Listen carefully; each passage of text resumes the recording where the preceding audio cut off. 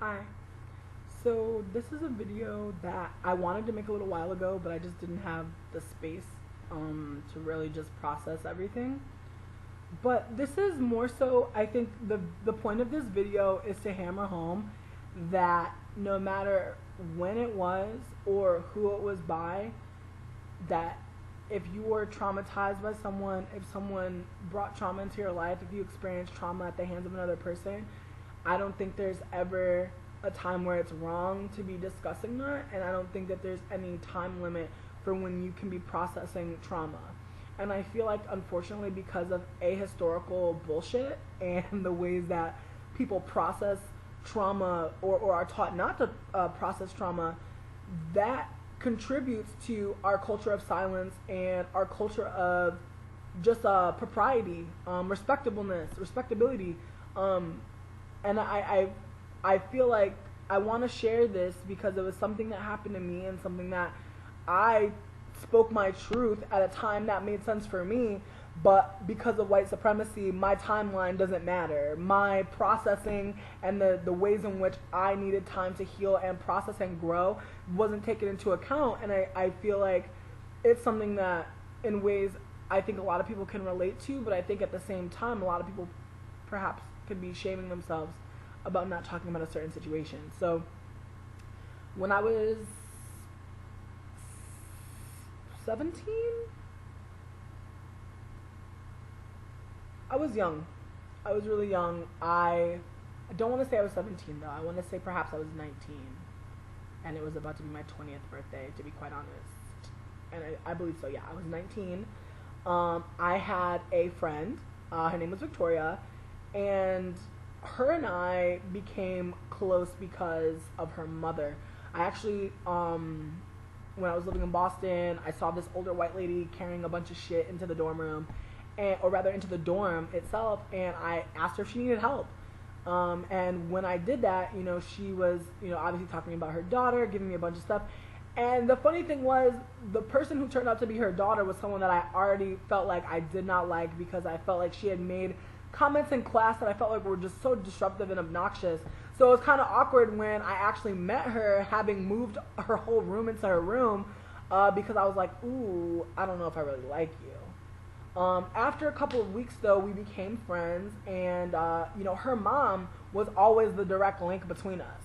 And I thought her mother, Cheryl, was hilarious, and I thought she was sweet, and I just thought she was interesting. She was the first woman that she was the first woman that I had ever met that had told me a story about how she hit a deer, ran home, got a knife, and then cut that bitch up, and, just, have food for, 2 years or some shit with her family. That shit blew my mind. I'm not gonna lie. And just to give some context, I was like a young ass, lost ass light skin. Let me just tell you, I was lost, y'all. I was lost. So, obviously at that point in time, it was fascinating to me because I think when we don't have language around blackness, when we don't have language around Politico, when we don't have language to give us understanding, we'll be sitting there oh, yeah, I'm gonna befriend a 47-year-old white woman who's telling me that she's handy with a knife and knows how to shank up a fucking moose. You know what I mean? At this point now, hell no. At this point now, I'm kind of like, girl, your knife skills too good for me. You up here with the knife skills? I gotta no, thank you. But at the time, I was so fascinated with her mom. I was kind of just like, oh, I'll be your friend. You know what I mean? It's worth being your friend. Your mom's cool as fuck. And from there, our friendship became more and more real. I felt like we had a lot of fun times, and it wasn't until she invited me to her house was when I really felt like shit was left. And this is not even to exclude the fact that while we were friends, she was dating a black man and was just saying the wildest things. And keep in mind, I had been to her house by the time she had been engaged with this black man. So when she starts telling me things like, oh, I can bring Dave home, but it's gonna be like, bringing home a giraffe. It's just gonna be different. I just immediately remember just feeling kind of strange about it, but not internalizing it. And I feel like in ways that's part of my mixed ass, tragic ass, light skin ass just othering ass, token ass feels was that, ooh, this black man can't be up in the house because, you know, I'm over here thinking about it in the most sexual, gendered way. Like, oh, this black man and he, like, this white man don't want to see the black man that's fucking his daughter and being with his daughter and shit because he's racist. But not really thinking about it as if I don't think I ever thought to myself, these are some racist ass white people. I just was like, it was normalized to me why a white man wouldn't want a black man to come home with their white daughter. And in that moment, you know, I really was just like, it ain't me. And I feel like that's some more light-skinned shit. That's some more Raven-Symoné type shit. But when I actually went to her home for the first time, I remember it was kind of awkward because her house was a barn that they had turned into a house. So the whole layout was kind of strange because obviously they had to build the upstairs after everything. Like, they built the upstairs afterwards. After the building had already existed. So the upstairs was a little bit tight. And so when I first go into the house, I immediately recognize this Reggae Tam, which some of y'all might not know what Reggae Tam is. It's, you know, that rainbow ass hat with the locks attached to it. Well, a tam is a hat, but the rainbow tam is like that rainbow Rasta hat. But it had like some fake braids, it had some yucky braids inside of it with some gold crowns on the bottom, and I was like, what the fuck? Like, I was just not sure, but I was just kind of like, what in the I was like, what in the Rick James hell is this? And of course, at that time, that was not my response. When I saw it, I thought it was funny, I thought it was interesting. But when her mom asked me to put it on or asked me if I wanted to wear it, I was like, I'm good. Because I feel like no matter what, no matter how unaware you are of black politico, of autonomy as a black person, of blackness, of white supremacy, no matter where you are, I think everybody who is a person of color does have a line where you're like, this is racist, you know what I mean? So my line was wearing the hat, but my line wasn't the fact that they even own the hat, the fact that they asking me to wear the hat, but I was like, me wearing this hat would not be the business. This would be some racist ass shit if I wore this hat in these white people's house. I was like, that's racist shit. As I continue to scan around the kitchen, I'm just seeing, you know, a bunch of Mammy figurines. I'm seeing some magnets on the fridge that have just a lot of racist-ass connotations. And it wasn't until I go to the bathroom to kind of text a friend that I noticed I saw inside the bathroom a picture of a black man that said, Uncle Remus's rice, this show am good. And I was like, what the fuck? And I started sending the pictures to my friend Muhammad, and he was like, girl, you ain't safe. You know, he was just like, girl, like, don't go to sleep. Don't go to sleep. And I was laughing. I thought it was funny. And I think, again, pre-understanding white supremacy, I'm over here kikiing with my black friend, like, look at these white folk. Look at how they living. They got all these Jim Crow ass posters. What the fuck? I wasn't angry. I was tickled. I thought it was hilarious. And I think that in ways perhaps like that is another coping mechanism of perhaps being a light-skinned person involved with a white person, and embodying some sort of mixed politics, where I can be a black person in a room full of white folk and not find fault with some shit, you know what I mean? And not find, and feeling othering myself because of that ability, which was really just like a coping mechanism for white supremacy, which is pervasive as fuck. But obviously you don't have this kind of language when you're 19 and shit. So after that, we went upstairs, and I remember there was a picture in their room, and it was these two black men, and from the illustration you could see that they've been walking a long time, and one of the black men had his hand in his pocket, and you could see his fingers coming out of the pocket, and it says, I done lost the lunch. And I was kind of just like, what the fuck? Like, I think that picture in their bedroom kind of like and I think again, the connotation was, this is where the fuck you sleep. Why do you have this random picture? And I knew it was racist. Like, immediately I was like, this is racist. I wasn't able to articulate all the ways in which it was racist, but I knew that this was racist and extremely problematic. And I think, honestly, it kind of rested on the fact that this is their bedroom. This is where you and your husband be intimate and shit, and this is what you have. You have some sort of like a nostalgic anti-black ass painting or some shit in your room. It just seemed very strange to me, but at the same time, it wasn't something where I was like, I'm gonna go hard, because at that point I was not there in my politics. I wasn't there. So after seeing that picture, I was kind of just like, well, that's real. And I know that even though it happened years ago, it's something that has always stuck with me. Like, you hear me telling the story. This is from when I was 19 years old. That was almost 7 years ago, honestly. Almost 7 years ago. I'm over here kind of like, the fuck? You know? Just not sure of how, like, you know, how any white person could be like, I have my daughter's black friend coming into the house.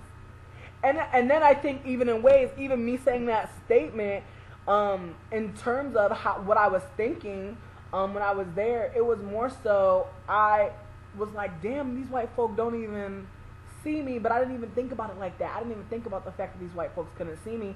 I was more caught up in the fact that these white folks are out here with all this racist shit in their house. And even though I told people, it was kind of always in jest. It was supposed to be a funny thing that these white people had all these black, exploitative ass fucking figurines and things in their house. And I don't think up until very recently, within like the last 2-3 years, I actually started seeing that shit as like extremely problematic, and a memory that I held with myself for so long, because I think in ways I was really traumatized. I really was. It really did fuck with me. Not to mention the fact that during that same time, their parent had invited me to a dinner at their uncle's house, and I was down, and I went, and I was the only black person there. And I remember in the middle of dinner, somebody said something nigger, and the way that they said it was just so loud and just so brash. And I remember in that moment just not even acknowledging, just kind of keeping my face at my plate and just trying to look around for things to occupy my hands and just look busy, because I felt all these white people looking at me. I felt all these white people making me feel like, what you gonna say, nigga? What you gonna do? And it was very traumatic and very violent, but in that moment I knew I had to laugh it off and just keep going. But, you know, as I learn, as I get older, there's shit that I'm gonna speak on that perhaps the time frame ain't right to you. Perhaps the timing is a little off, a little askew.